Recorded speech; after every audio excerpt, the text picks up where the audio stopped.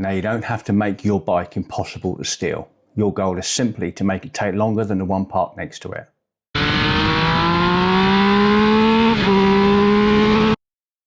But I mean, really nothing cool about riding a Triumph. Yeah, big ack, thumbs up.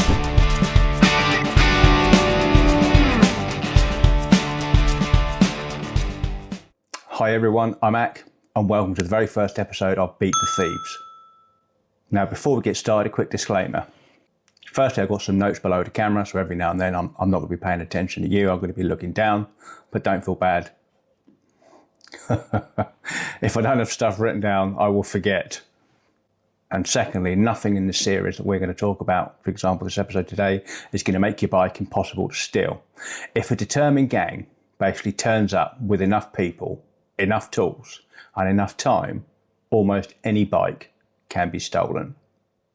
However, our job isn't to make your bike impossible to steal.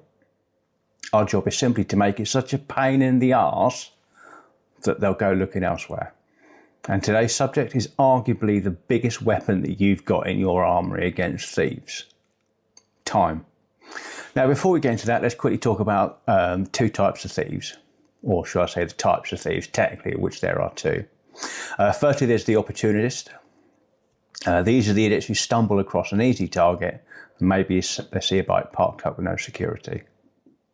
You know, maybe somebody's left the keys in it. Maybe it's simply parked somewhere isolated where it's not overlooked. They steal it, rag it around for a couple of hours, commit another crime on it if that's their, bag, and then they'll simply just dump it in the hedge when they finish with it and they're bored. You know, these guys ain't thinking about 6 months ahead, they're thinking about 10 minutes ahead. Then you have what the police call the organised crime groups, or OCGs. But don't let the term OCG frighten you. It may sound like they're all sitting around mahogany tables in massive boardrooms plotting world domination, but I assure you they're not. They're just simply a group of criminals who work together, and they've got a system for taking bikes and disposing of them once they take them.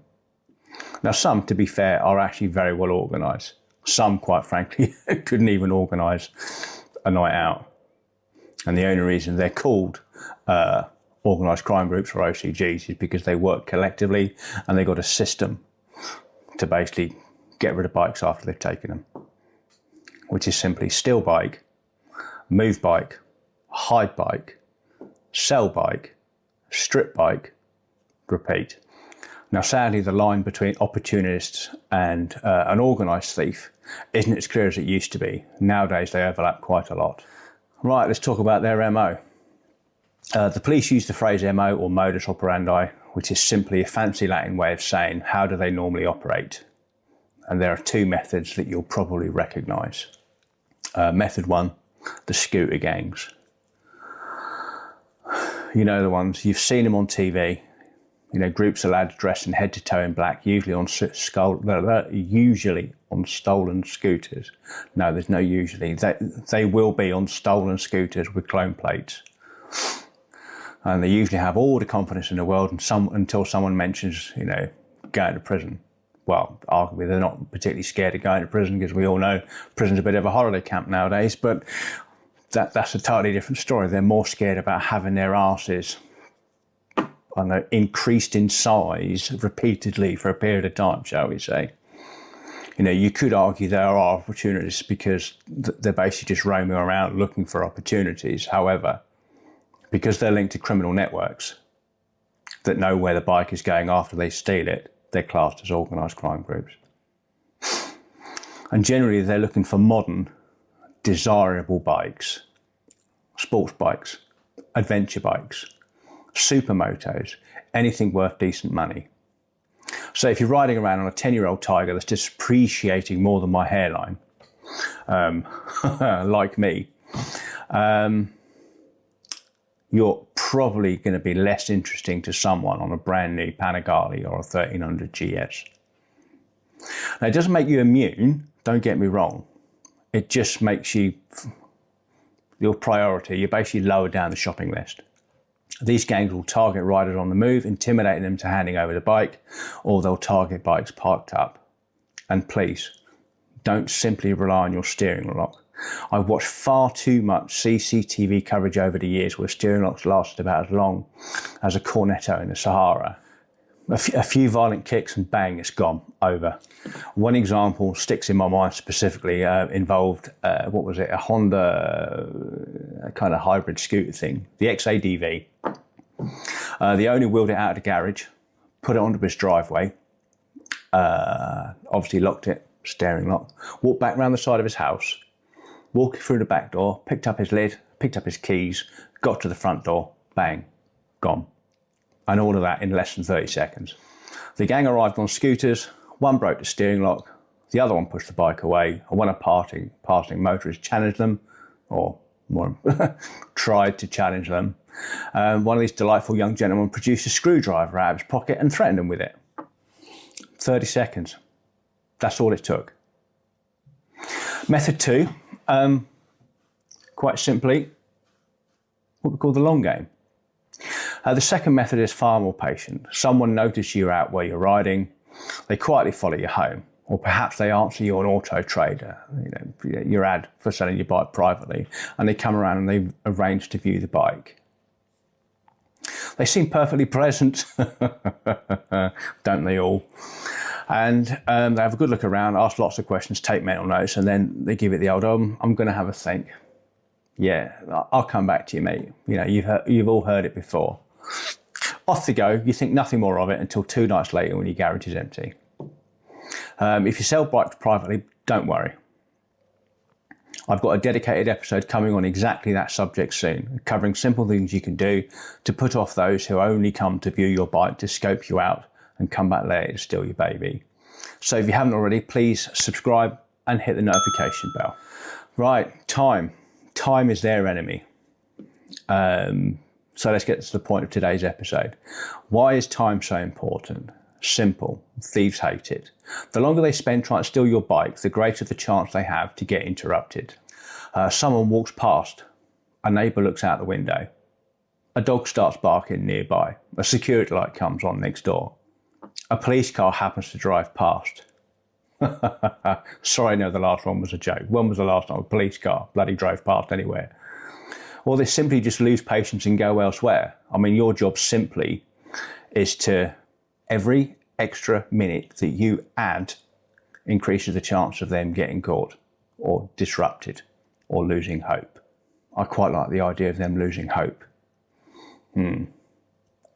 Shame we don't have that idea of losing hope anymore, whereby it ends at the end of a rope. But you never know. If Rupert Lowe gets in, well, hey. Anyway, you're not here to talk about my political opinions, shall we say. Time, thieving bastards, and what you can do. I got a bit distracted then, I apologise. I will continue. You've got to think of security as layers, not just one massive bike lock, metaphorically speaking. If your bike lives outside, can you move it somewhere less visible? Can you hide it behind a car? Can you park it behind a gate or behind a hedge or in someone's back garden? Can you fit a chain? Can you fit 2 chains? Can you fit a disc lock? Can you fit 2 disc locks? Can you fit a disc lock that's got an audible alarm on it? Can you attach it to a ground anchor? Can you put a cover over the bike? Every single thing you do, every layer, for example, in that last example, simply costs them a bit more time to get hold of your bike. If your bike lives in a garage, for example, can you park your car in front of it? Can you block it in with another bike? Can you make the route to it awkward? For example, old motorcycles, if you've got any, bicycles, garden furniture, lawn mowers, bins. Again, basically, you're looking at anything that forces someone to stop, move something, or make some noise, waste precious seconds. And as I said earlier, that's the goal. Every single one of these little layers adds additional time. What about claymores? Probably illegal now. What about landmines? Unfortunately, they're definitely illegal now, which is a bloody shame. Oh, if you could put a couple of claymores in your garage, that would be wonderful. So there's there. I've not had anything to drink yet. That'll be coming as soon as I've finished filming this video. It'll help me calm down a bit. Yeah, perfect example about time is my mum's house got burgled a few years ago. Now, her garden was a bit of a maze. The only practical way to get around the back of the house was down the side alley of the house. Now, unfortunately for Mr. Billy the burglar, my dear old mum, bless her, never throws anything away. Bins, bicycle, bits of timber, garden tools. You know, getting down that passage unnoticed arguably was impossible. Basically what happened in essence, the burglar made so much noise clattering through the side passage that he woke up the neighbour, and the neighbour phoned the old Bill, and the old Bill actually came round and nicked him. Now, before anyone says, yeah, right, police turning up for a burglary, yeah, I do get your point.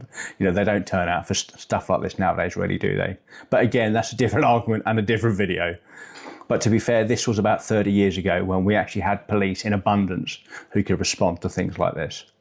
Yep, different times, but the principle is still the same. Layers. Anything to put a physical or metaphorical obstacle in the way adds time. And your job is simply to add time. The obstacles didn't actually stop him entering the house because he was nicked from in the house. But they simply brought enough, the obstacle simply brought enough time to disrupt his plans. And that's the lesson. Simple as that. Time. Homework time. God almighty. Homework. God, I used to... Oh. Yeah. Homework. Must try harder, said my school report. Do your homework, hand it in on time. Yeah, okay. Sorry, yeah, moving on. Homework for you guys, seriously. There's something that you can do right here, right now. Or should I say when the video's finished. Yeah, stay to the end, boys and girls. Today, tonight, go outside, stand out in the street to where anybody outside in the public domain can actually see your property. You know, whether it be a bungalow, a house, a block of flats, go out there and have a look, and that's where you start.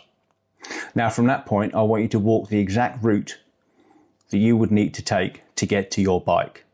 Almost basically in the steps of a thief, as it were. Now, if you've got more than one approach path, do it on every single approach path. Now, the goal here is to simply work out where could you slow them down? What could you move? What could you block? What could you lock? What could you do to make that approach take longer? Don't overthink it. You're simply trying to increase the amount of time it takes from someone outside your house to actually get to your bike. Every second matters. Anyway, that's it. Hopefully that's given you a few ideas and maybe encourage you to look at your own security setup and see what you can do to possibly make things harder for those lovely little thieving, poor, lost souls who don't understand the concept of hard work and honesty. Remember, you don't have to build Fort Knox. You just have to make your bike more of a hassle to get to than the one next door. Simple.